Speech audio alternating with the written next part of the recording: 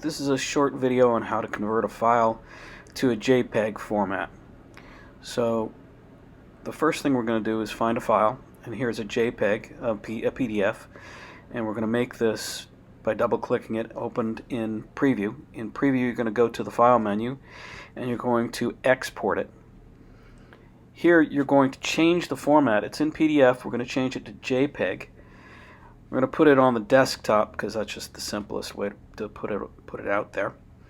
And then you just hit save.